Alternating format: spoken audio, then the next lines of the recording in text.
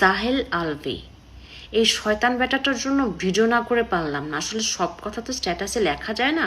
সে acting করে ভিডিওতে কি বলতেছে, লাইভ করছে নাকি শুনছি, সে কি বলছে যে বাইরের লোক ট্রিগার করছে দেখে আমার সংসারে অশান্তি হয়েছে, আমার বউটা সুইসাইড করছে।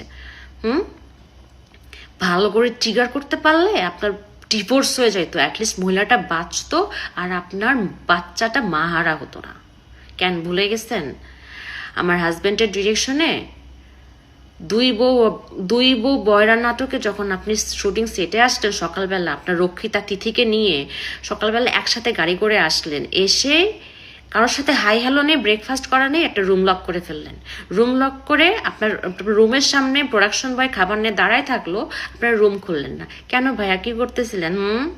হুম খুব ইম্পর্টেন্ট মিটিং হচ্ছিল তাই না, যেন রুম খোলা যায় নাই তাই না? এটা তো এটা, তার মধ্যে আবার সারাটা দিন আপনারা শুটিংয়ের ফাঁকে ফাঁকে ফ্রেশ হতে যাইতেন না রুম লক করে? অ্যাক্টিং করেন, অ্যাক্টিং হয় না আপনার ভাই, অ্যাক্টিং হয় না। সামনে স্ক্রিপ্ট নিয়ে বসছেন, আবার মাঝে মধ্যে মানে কান্না কান্না ভাব, চোখ টিপে টিপে পানি বের করতে চাচ্ছেন।